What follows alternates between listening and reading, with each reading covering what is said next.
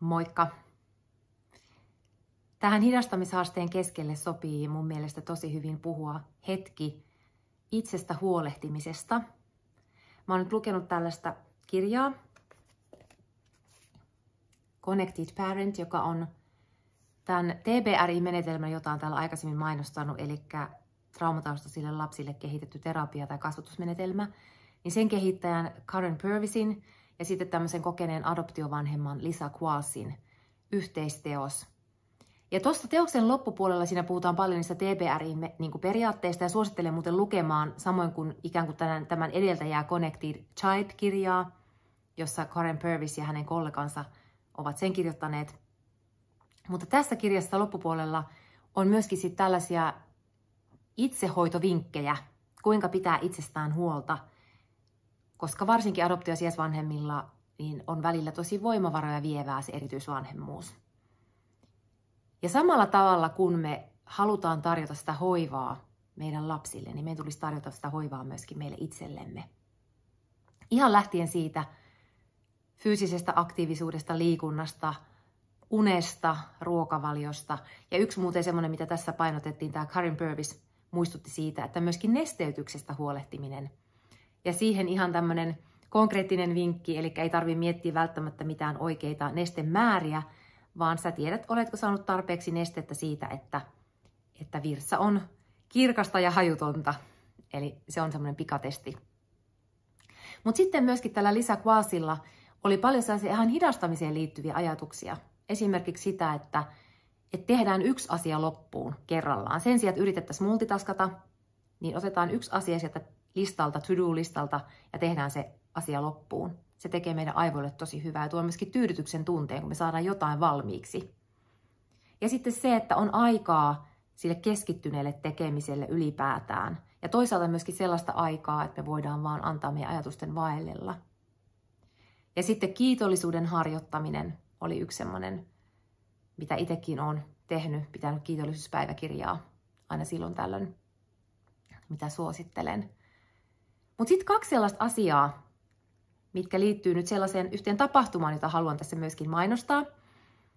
Eli tämä Karen Purvis muistutti siitä, että samalla tavalla kun me korjataan meidän lapsen käytöstä tai me korjataan meidän lapsen uskomuksia hänestä itsestään ja hänen identiteettiään sen kasvatuksen kautta, niin meidän tulisi myöskin korjata meidän omaa ajattelutapaamme.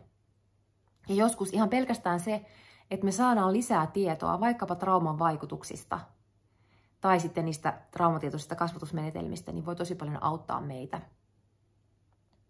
Ja myöskin, mitä olen aikaisemmin puhunut täällä omista ajatuksista, niin miten olen saanut itteni kiinni, tai oikeastaan koen, että Jumala on niin kuin paljastanut sellaisissa haastavissa tilanteissa, että olen saanut itteni kiinni sellaisesta jonkinlaista toivottomuudesta ja semmoista leimojen lyömisestä joko itseeni tai lapseeni. Niin jotenkin, että kun saadaan itsemme niistä kiinni, niin annetaan myöskin Jumalan korjata meidän ajattelutapaa.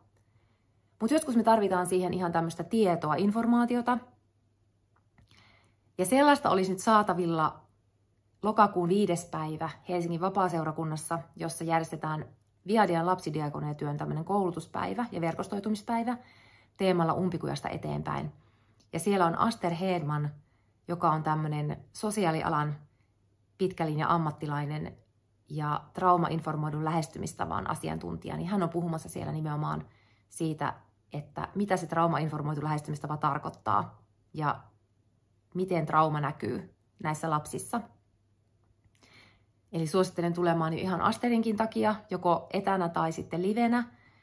Mutta sitten toinen semmoinen tämän koulutuspäivän tavoite, mikä tuli myöskin tässä kirjassa semmoisena jaksamisvinkkinä, oli verkostoituminen. Eli semmoinen vertaistuen hakeminen.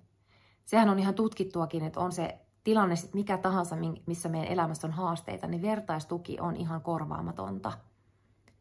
Ja tuolla tapahtumassa on siis mahdollista verkostoitua muiden adoptio- ja sijaisvanhempien kanssa, eli on ihan oma kanavansa sille, mutta siellä on myöskin kanava sitten maahanmuuttajatyötä tekeville ja lähiötyötä tekeville lapsityössä mukana oleville, tai jotka on näiden kohderyhmien kanssa tekemisissä muulla tavalla elämässään.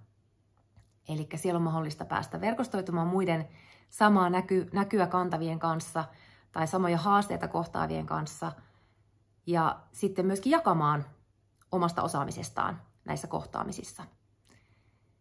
Eli lämpimästi tervetuloa 5. lokakuuta mukaan. Mä oon itsekin siellä mukana, koska tuossa tämän koulutuspäivän taustalla on häärinyt myöskin tämä Traumasta luottamukseen, traumatietoisen kasvatuksen hanke, jossa mä oon mukana ohjausryhmässä. Ja meidän järjestäjien toive on, että tuo päivä voisi olla varustamassa jokaista sellaista, joka kohtaa joko arjessaan, työssään tai perheessään traumataustaisia lapsia tai haastavasti käyttäytyviä lapsia. Eli tervetuloa mukaan sinne ja muistakaa pitää huolta itsestänne ja muistakaa hidastaa. Yes, moi!